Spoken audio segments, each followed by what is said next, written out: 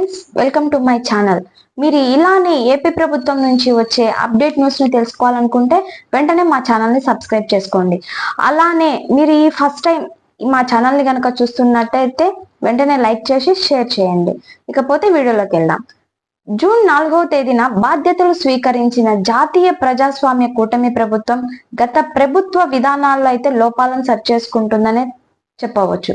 ఇందులో భాగంగానే పౌర సరఫరాల శాఖను కూడా ప్రక్షాళన చేయాలని కూడా నిర్ణయించడం జరిగింది.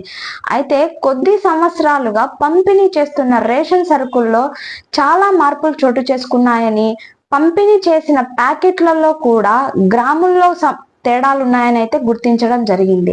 ఇకపోతే పౌర సరఫరాల శాఖ మంత్రి అయిన నాదెండ్ల మనోహర్ గారు రాష్ట్ర వ్యాప్తంగా గోడాంలో తనిఖీలు అయితే చేపట్టారు. కాబట్టి ఈ తనిఖీలకు సంబంధించి పంచదార ప్యాకెట్లు కొంచెం తూకాలలో తేడాలు ఉండటంతో జూలై ఆగస్టు నెలకు సంబంధించిన పంచదార ప్యాకెట్లను అయితే నిలిపివేయడం జరిగింది. అంతేకాకుండా ఆ 2 నెలలు బియ్యాన్ని మాత్రమే పంపిణీ చేయడం జరిగింది మన ఏపీ ప్రభుత్వం.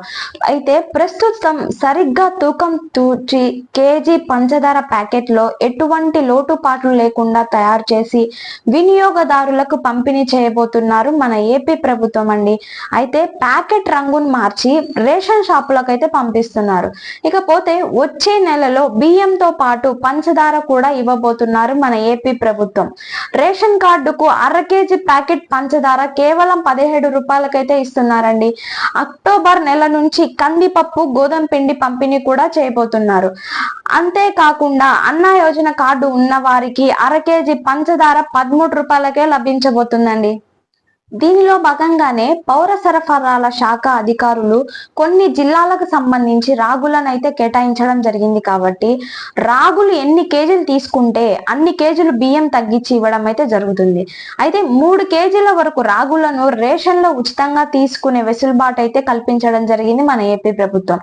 ఇక నుంచి రేషన్ ద్వారా పంపిణీ చేస్తే వస్తువుల్లో, తూకాల్లో, కొలతల్లో ఎటువంటి తేడాలు రాకుండా అధికారులు కట్టుదిట్టమైన చర్యలు తీసుకోవాలని ఆదేశాలు జారీ చేయడం జరిగింది మన సీఎం గారు. ఇకపోతే కందిపప్పు, గోధుమ పిండి, రాగులు, పంచదార, బియ్యం ఏపీ పౌర సరఫరాల శాఖ ద్వారా ప్రజలకు నేరుగా పంపిణీ చేయబోతున్నారండి. త్వరలోనే చిరుధాన్యాలను రైతుల నుంచి నేరుగా కొనుగోలు చేసి రేషన్ షాపుల ద్వారా పంపిణీ చేయబోతున్నారు. ఇక ఇళ్ళ దగ్గరికి కూడా బండి వచ్చి మనం వాటి కోసం ఎదురు చూడాల్సిన అవసరం కూడానే లేకుండా పోతుందండి. సో ఇక ఎవరైతే ఈ రేషన్ కార్డు కలిగి ఉన్నారో ఇక నుంచి ఈ 9 రకాల వస్తువులను కూడా మన కేంద్ర ప్రభుత్వం మరియు ఏపీ ప్రభుత్వం అయితే ఇవ్వడం జరుగుతుంది. ఇకపోతే రేషన్ కార్డులు ఉన్న వాళ్ళకి, పేద ప్రజలకు ఇది ఒక కొత్త శుభవార్త అయితే నేను చెప్పుకోవచ్చు. అంతేకాకుండా ఎవరైతే కొత్తగా పెళ్లి చేసుకుని ఉంటారో, రేషన్ కార్డులు అయితే ఎవరికైతే లేకుండా ఉన్నారో వెంటనే సచివాలయంలోకి వెళ్ళి అప్లై కూడా చేసుకోండి. మీకు కనుక ఈ వీడియో నచ్చినట్లయితే లైక్ చేసి షేర్ చేయండి.